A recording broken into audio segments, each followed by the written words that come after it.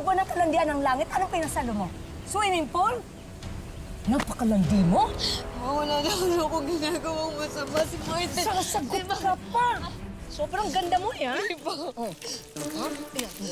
Tama na. Ayan! Oh, kinabangan natin yung gandang yan. Oh, ayan, mukha ka na maruya.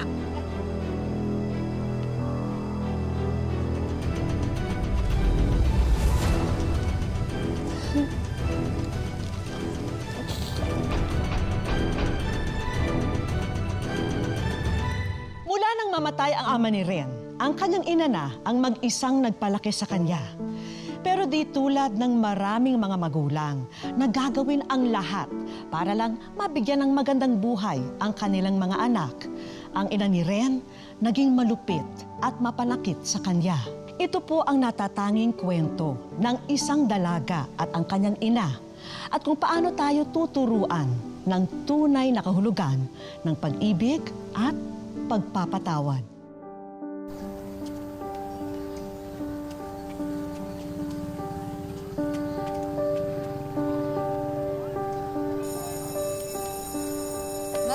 Maruya kayo dyan.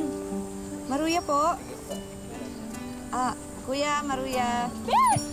Nandiyan ka na pala? Uy, Hindi ka man Bes. lang nagtitext. Kanya pa ako nagkikrave sa Maruya mo eh. Talaga ba? Ilan sa'yo?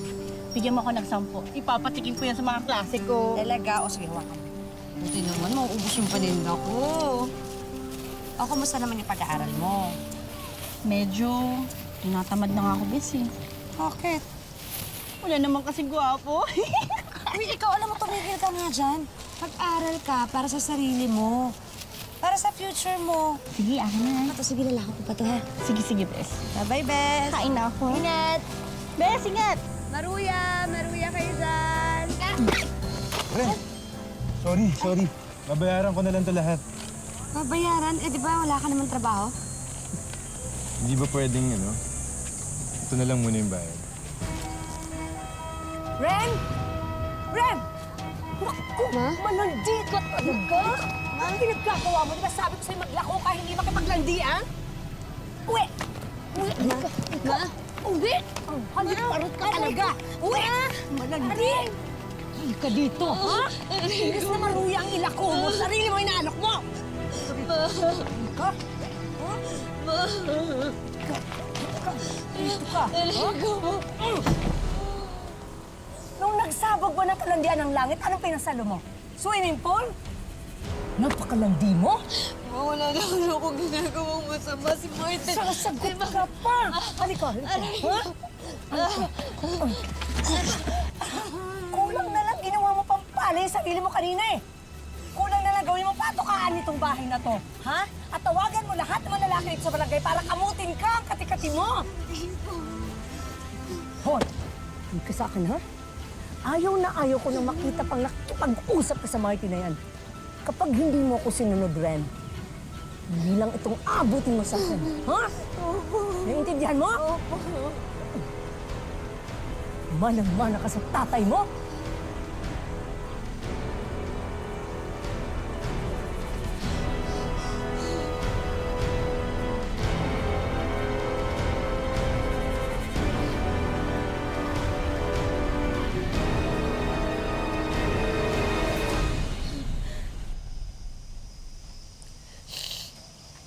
Pa, bakit naman ganun si Mama? Kung ituring niya ako, parang di niya ako anak. Alam mo, simula nung nawala ka, nagkaganon na siya eh. Alam mo, si ate at si kuya, napilitan na silang mag-asawa para lang makalayo kay Mama. Ma, ba't ka kasi nawala? Sana nandito ka kahit pa paano may kakampi pa ako.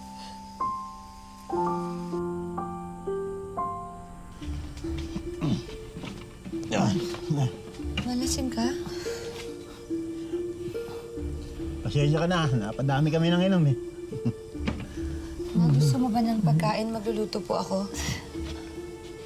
Hindi ako gutom. Kape.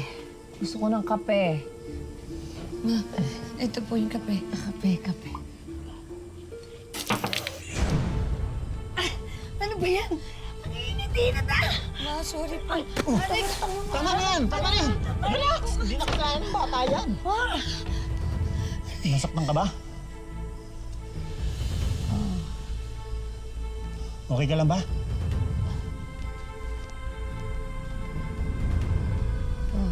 Ang laki-laki na ng bunso mo. Parang dati, naglalaro lang sa labas yan ng walang salawal.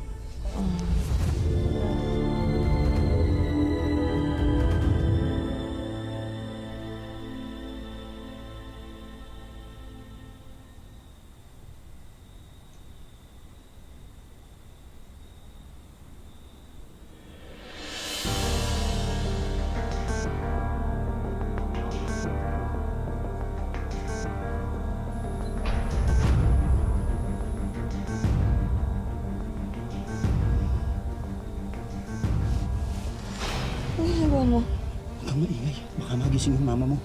Umiiyak ka. Ma! Ma! Sumusunod ako. Tulong! Tulong! Tulong! Tulong! Tulong! Huwag ka nang tumawa. Itawan mo ako. Magugustuhan mo din yung gagawin natin. Itawan mo.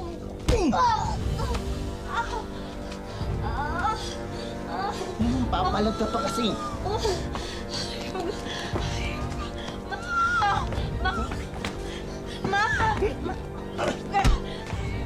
Ayun na!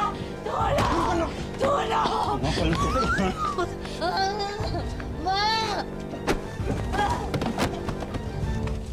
Sige, sige, subukan mong lumapit. Papatayin kita! Papatayin kita! Alas! Papatayin kita! Ayun ka! Alas!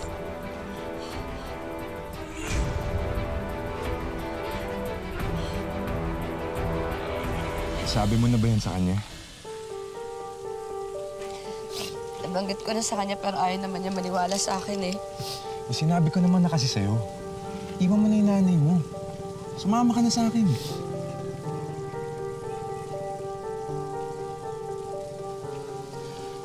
Sige. Kung ayaw mo ako sagutin, okay lang. Kung ayaw mo sumama sa akin magtanan, okay lang din. Pero kapag nagbago yung isip mo, text mo lang ako. Tama na. Huwag ka na umiyak. Tama na.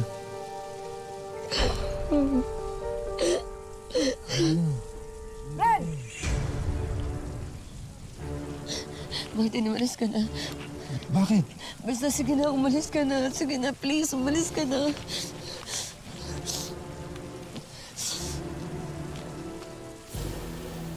Anong sinabi ko sa'yo?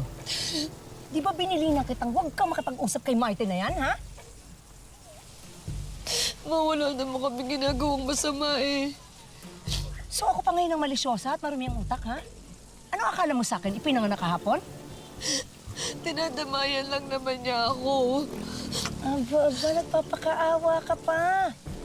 Ano namang ikinuwento mo? Namuntik kang galawin ng kumpare ko? Ren, akala mo yata lahat na yata ng mga lalaki dito sa barangay may gusto sa'yo. Bakit, ha? Ang ganda mo? Hindi po. Sobrang ganda mo? Hindi po. Ah, sobrang ganda mo eh, ha? Hindi po. Oh, sobrang ganda mo eh. Ayan, oh. Ha? Ayan. Tama na po. Ayan, oh. Pakinabangan natin yung gandang yan. Oh, ayan, mukha ka na maruya. Dahil kung matuman na maruya ko, ikaw na lang ibenta ko, baka mas kumita pa ako. Ayan, halika. Halika. Mama na nga po. Maruya. Ayan. Ayan. Beses pa rin, ha? Isang beses pa nagaguhin mo ko at huwag mong sundin ang mga sinasabi ko sa'yo, ha? Tutuluyan ko ng iprito yung mukha mo. Naintindihan mo?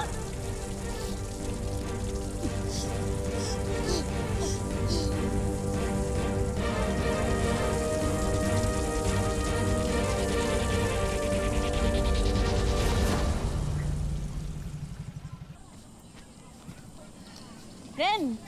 Ren! Bes! Ba't hindi ka man lang pumunta sa school kanina? May bibigay pa sana ako sa'yo eh. Ano yun? Alam ko naman kasing gustong-gusto mo mag-aral. Pero habang wala ka pang pambayad sa school, ito na muna. Hayaan mo, sa susunod, dadagdagan ko pa yan. Naku, Bes. Salamat, ha. Walang anuman. Ano ka ba? Sige, una na ako ah. Bye-bye. My best.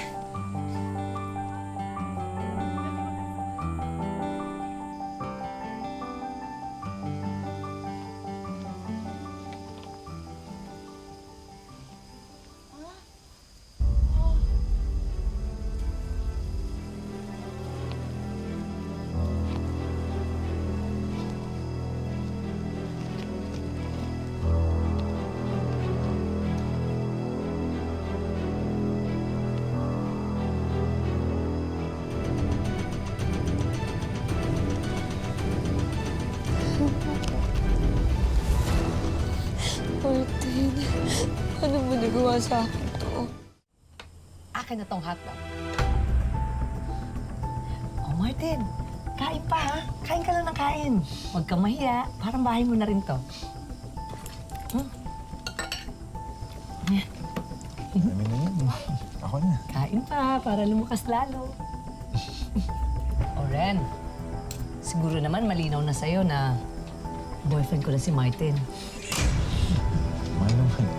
Huwag naman ganyan. Bakit? Ba't ka nahihiya? Sarap ng hotdog. Ma, pupunta lang ako sa kwarto, ha? Tawagin niyo na lang po ako kung maghugas na ako ng pinggan. Hindi na. Isarado mo muna yung pinto at yung mga bintana, ha? Ilak mo. Marami mga magnanakaw ngayon.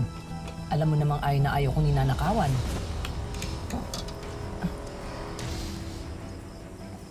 Dali, mahal. Babahan niyo lang ako. Ben,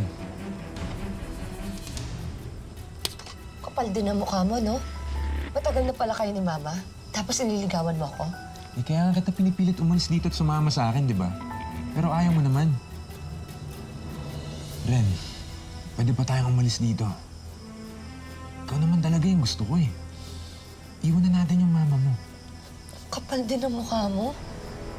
Sa tingin mo sa ginawa mo, sasama ako sa'yo?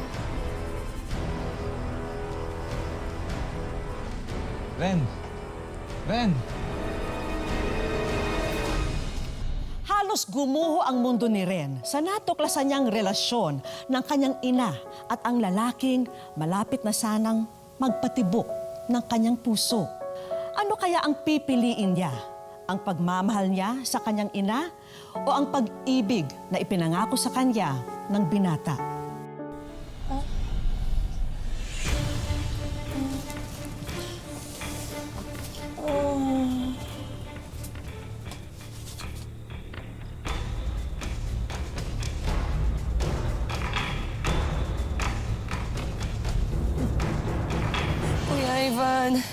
Kuya Ivan, ayoko na po dito. Si Mama ang baboy-baboy kung sino-sino lalaki yung dinadala niya sa bahay. Red, sorry. Alam mo namang nakikitara lang kami rito eh. Wala pa rin akong maayos na trabaho. Kuya, please, maghanap ako ng trabaho. Mag-iipon ako ng pera. Ay, basta ayoko na kasama si Mama. Ayoko na dito. Sige rin, ganito na lang. Kapag nakadilihensya ako ng pamasahe, susunduin agad kita. Pasensya na, wala pa rin akong pera. Kuya, salamat po. Salamat.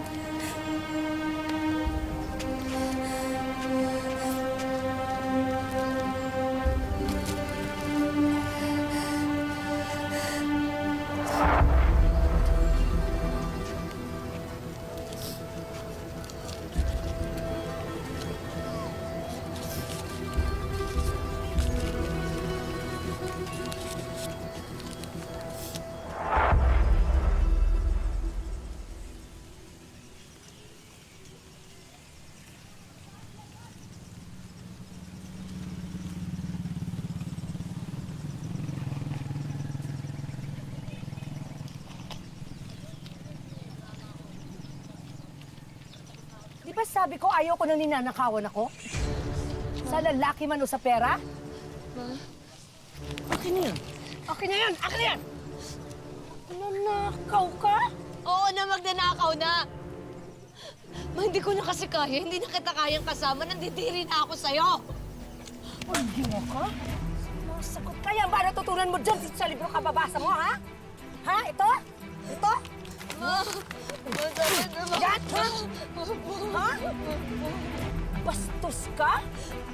bastos ka din naman eh. Alam mo ba kung bakit nag-asawa na maaga si ate at si kuya? Kasi hindi ka nila kayang kasama. Nandidiri sila sa'yo. Ma, ako ayoko na din. Diring-diri na ako sa'yo. Ayoko na. Ayaw na kitang kasama. Ganon, ha? Halika. Kulang pa. Halika. Kulang pa. Halika. Wala kayong kwenta mo, ha?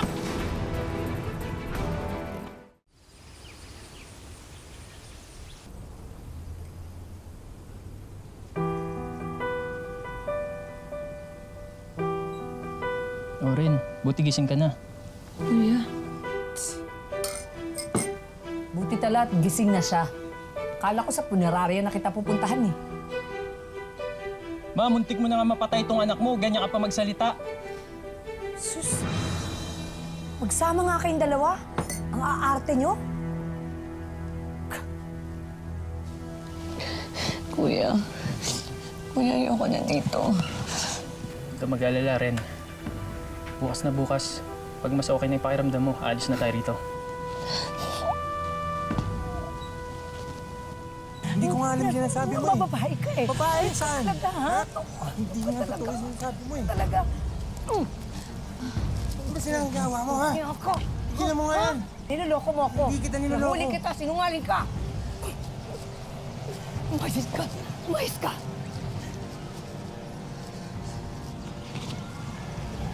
Bahala kayo dyan. Ano? Aalis ba talaga kayong dalawa? Sige! Umalis kayo! Lumayas kayo! Mga buwisit kayo! Hindi ko kayo kailangan! Tuluyan na nga bang masisira ang relasyon ng mag-ina? O magbabago pa ang kapalaran para sa kanila? Kuya, natatakot ako. Saan naman? Kay Mama. Hindi ka dapat matakot. Magiging malayo ka na sa kanya. Hindi naman kasi yun eh. Ang iniisip ko ngayon, baka mas lalo siyang mahirapan na wala na siyang kasama. Alam ko kasi kahit lagi siyang galit sa akin, kahit lagi mainit yung ulo niya, pero sa kaloob-looban niya, alam ko malungkot siya, natatakot siya. Ren, ano ba sinasabi mo? Kuya, babalik na lang ako. Hindi ko kayang iwan si Mama. Ano? Ren, muntik ka na niyang mapatay. Pero kuya, nanay ko pa rin siya. Nanay pa rin natin. Hayop ka! Di mo ano kung baero ka! Ano ba? Dapat tumigil ka eh! Asa mo lang ako! Hayop ka talaga! Tumigil ka na! Tumigil ka na! Sinabi nang tumigil ka, di ba? Ha? Ano ba akala mo? Ha? Mahal kita? Ha? Hindi! Ha? Tulog ka na! Ano ka?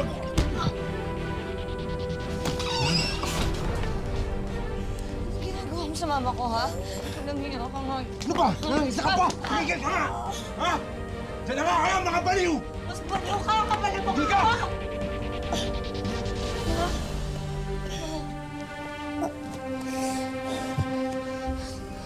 Ma, okay ka lang. Salamat. Salamat, anak.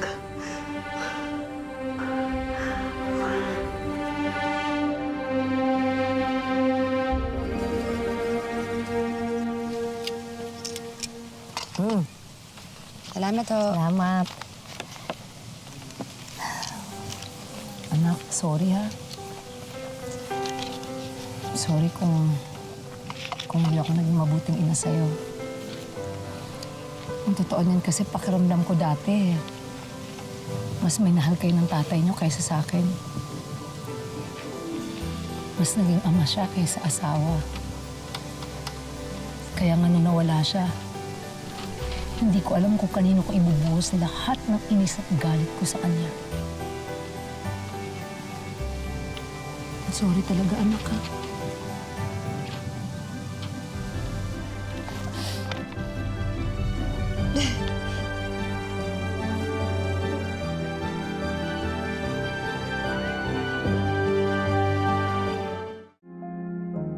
Hiniling ni Ren na kung maaari ay itago ang pagkakakilanlan nilang mag-ina. Ang inaakala niya raw kasi noong happy ending, simula lamang pala ng mas masalimuot na relasyon nila ng kanyang nanay.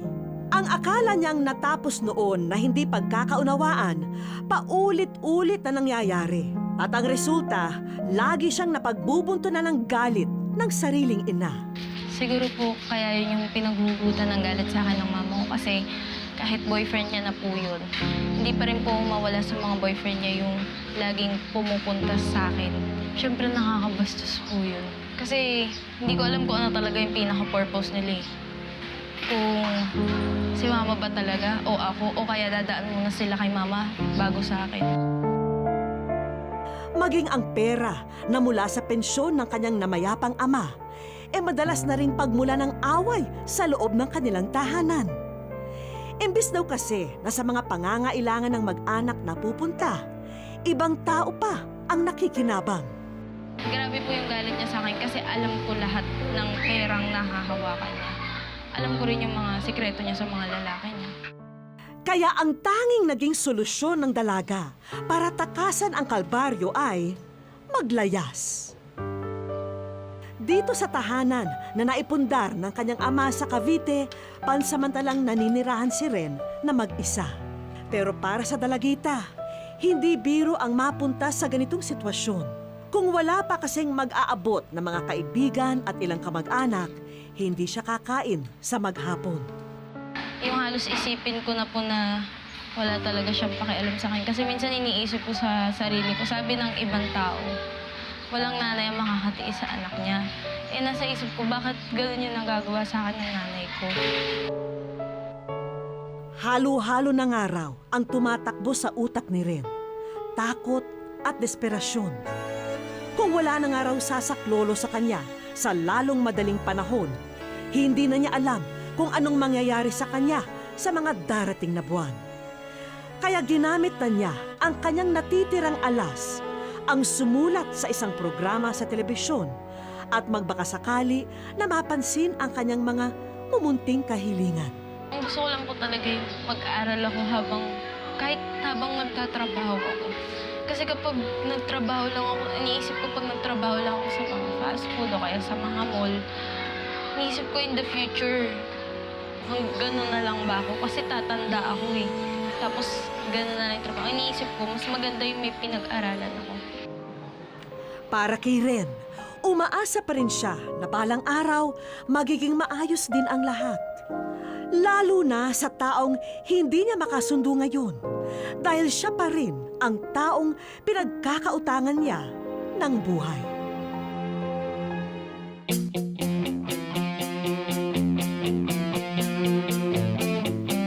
Malayo pa ang kaarawan ni Ren, pero isang nakabalot na regalo ang tumambad sa kanya nung hapon ding yon.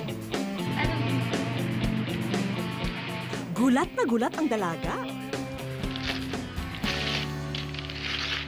Ito po yung sulat ko po sa wish ko lang. Sobrang saya ko po, hindi ko po paliwanag. Simple lang naman daw ang kanyang wish. Para po makapag-aral po ako. Natulungan po kasi nila yung mga taong nangangailangan. Baka po sakaling matulungan din po ako. Maraming salamat po kay Ma'am Vicky Morales. At nabasa niyo po, napansin niyo po yung sulat na ginawa ko. At ngayon po, natupad na po. Andito na po kami sa wish ko. Kaya mabuti pa rin ay pasyal-pasyal ka muna habang kami naman ay magiging abala rito sa loob ng iyong bahay. Sa mga ganitong pagkakataon, always on the go ang aming not-so-little helpers para pangunahan ang nakaplanong mini makeover. Hindi lang kasi scholarship ang tatanggapin ni Ren ngayong araw. Sinigurado na rin kasi namin na magagamit ng dalaga ang kanyang customized study table na may kasamang laptop, printer at scanner at lahat ng kanyang mga kakailanganin pagbalik niya sa paaralan. Fast forward na tayo dahil malapit nang dumating si Ren para sa mga regalong ito. Pagpasok ni Ren sa kanyang tinitirhan, ito ang tumambad sa kanya. Grabe. Hindi matutumbasan ng kahit na anong halaga ang tuwa at ngiti na naibigay namin kay Ren nung hapon na yon. Ni sa panaginip daw kasi, hindi niya inaasahang magkakaroon siya ng ganitong kaingranding pwesto kung saan siya makakapag-aral ng maayos. Wow, Christy.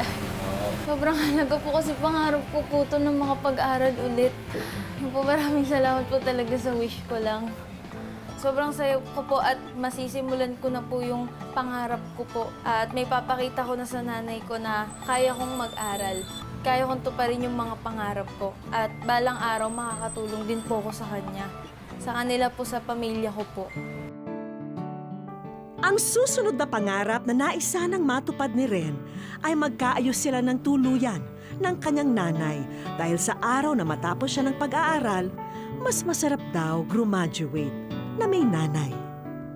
At kung mangyayari man ito sa lalong madaling panahon, yun ang patuloy na ipinagdarasal ni Ren. Ang sabi nila'y dakila ang pagmamahal ng isang ina.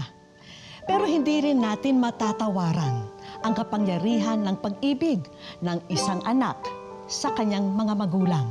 Tulad na lamang ng pagmamahal ni Ren sa kanyang ina na sa kabila ng pananakit at pang-aabuso, mas pinili pang magpatawad at magmahal. Isang pagmamahal na kayang hilumin ang lahat ng mga sugat at pasa ng nakaraan. Ako po si Vicky Morales at ito po ang wish ko lang.